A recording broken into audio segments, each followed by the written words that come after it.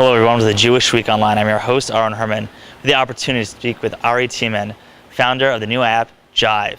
What is JJive? Well, if you're looking for an event in your community, JJive has it for you. Let's take a closer look.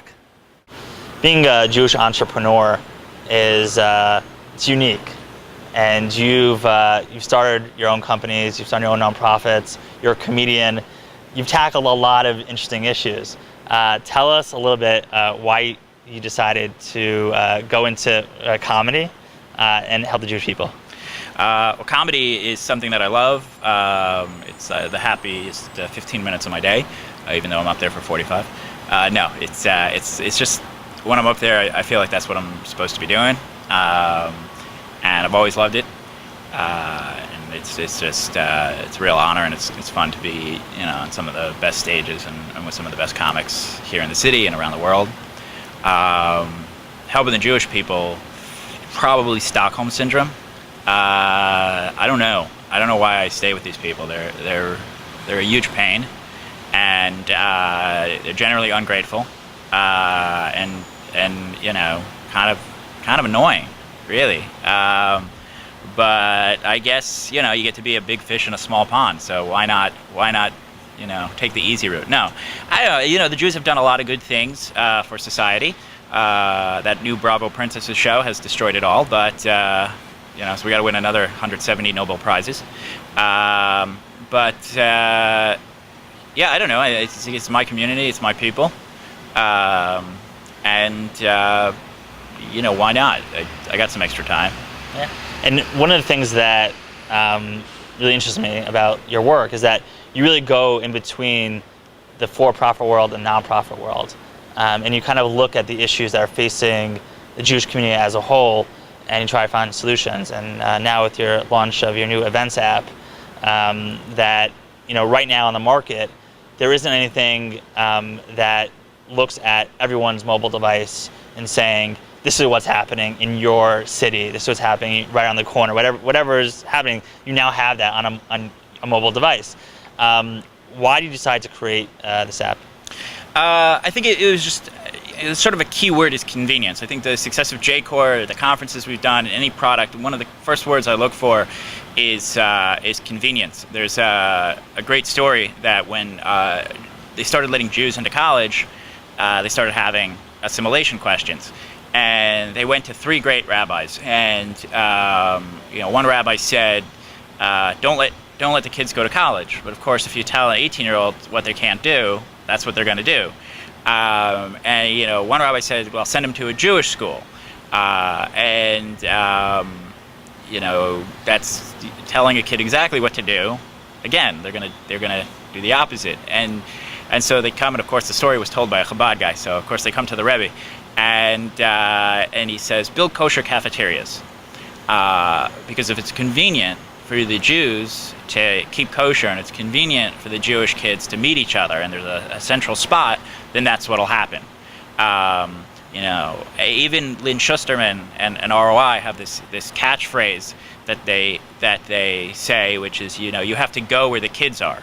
Of course, then they spend $5 million a year flying the kids to another country. So I don't know if they've listened to their own advice, but they, and then the federation says, hey, come to Vegas, which, anyway, but all right. The key is really convenience. With JCore, you fill out a form and we send you an email, you show up and volunteer. And it's a simple form, and if you filled it out before, it fills itself out for you. And with JJive, you press a button, click on your city, and that's it. There are your events. There's no registration. There's no required login or connection. We don't want your money. We don't even want to know who you are. Frankly, you're not that interesting. And so it's really simple. And that's like, especially now people have ADD. You can't be complicated. They won't make it to step 3. But B, you're just over-engineering everything. And I think that's very important. I've been working with the app now for, I guess, a couple days now, and it really is simple. I think that is key.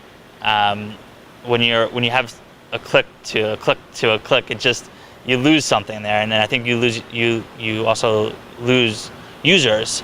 People just want it simple. Give it to me. Where is it? connect to Facebook, done. Tell me where they've been, and that's all there. Why did you decide to build this app? One of the reasons was to show that we could do it. We're a firm, 12 Gurus, that we do the 12 Gurus Health Conference and the 12 Gurus Charity Conference, but we also are hired by some major organizations, political organizations, politicians, executives, celebrities, companies, to go in and fix a problem and fix it fast. I mean, if you've got a real problem, then you don't need a 2-year solution. You need a 2-week solution, a 2-night solution, a 2-month solution.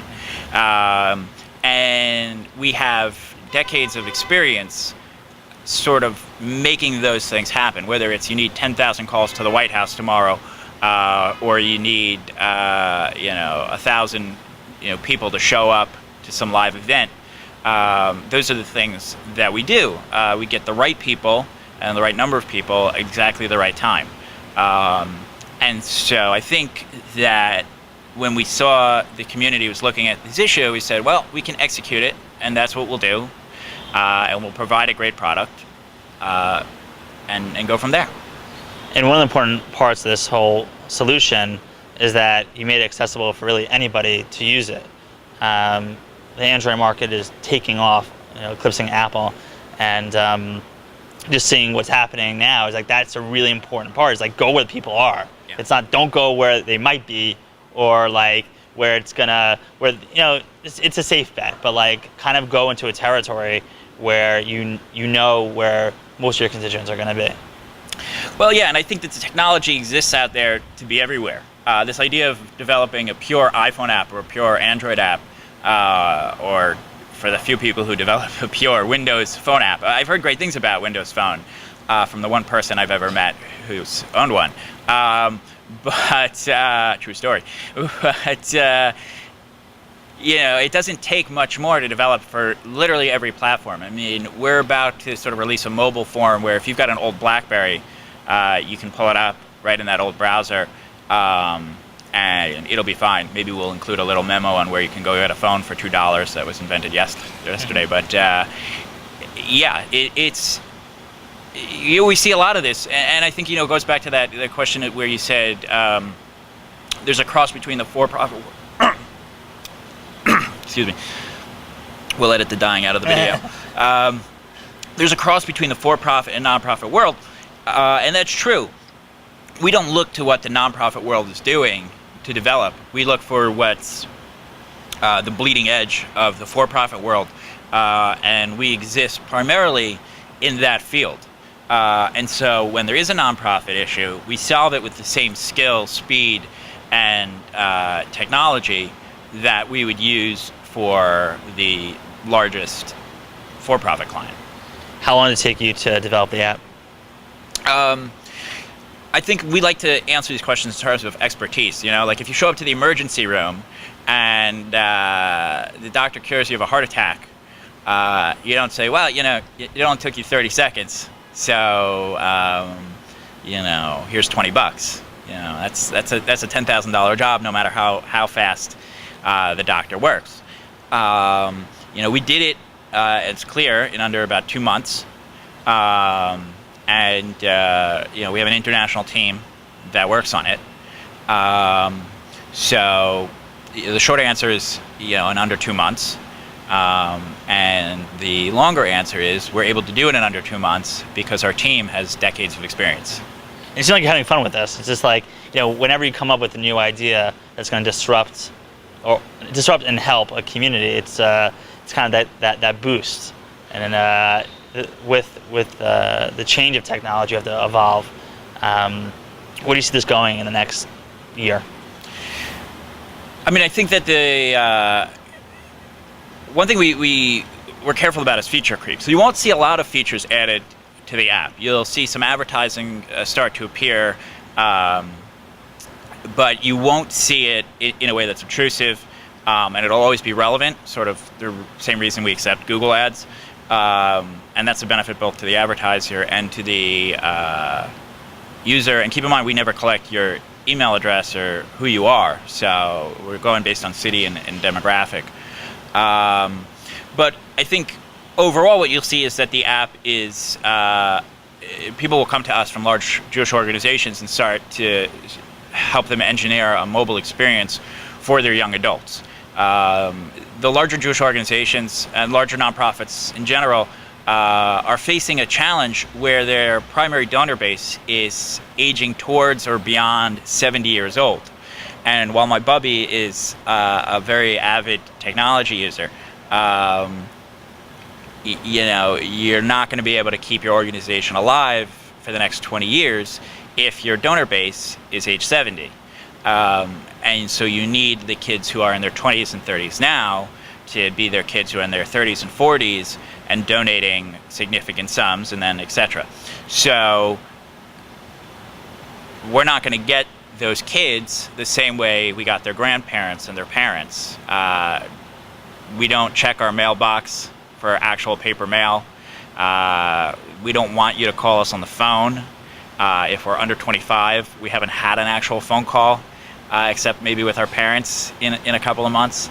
And so the nonprofit community needs to completely change the paradigm of the technicality and the content that they use to communicate with young adults. That's, again, not something that they're going to pick up from other nonprofits. There are a few that do it right, but it's something that we bring into them, and it's sacrilegious, and programs are going to die and people are going to lose their jobs if we do it right.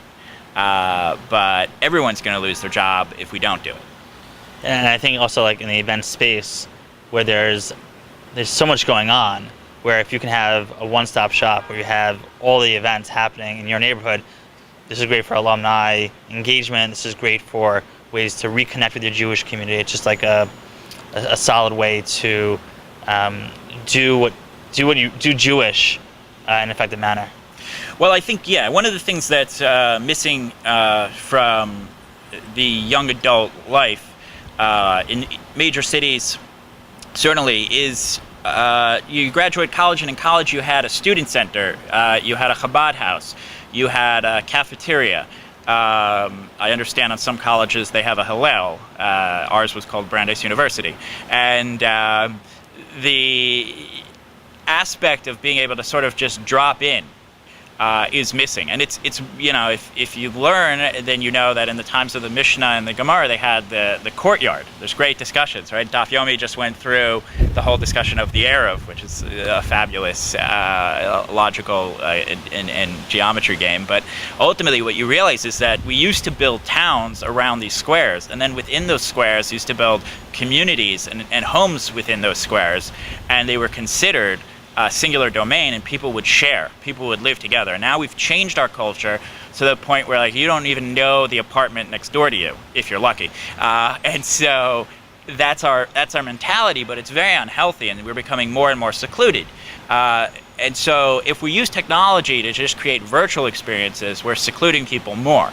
But if we use technology to bring everybody together in a real community, none of that pluralism bullshit that you hear from most of these organizations, which basically is code word for everybody but the Orthodox.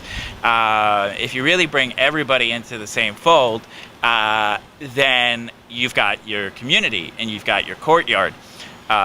We need to do that physically, and I'm actually working on that.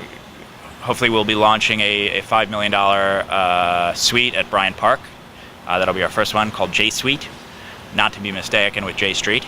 And it'll be a place where people can physically drop in, work, collaborate, hang out, socialize, see a show, have an event. And that's for another video, but that's the point. We as young adults are really missing the physical connection points. And what JJive does is let you press a button and see what events are happening right now where you can go connect with other people your age.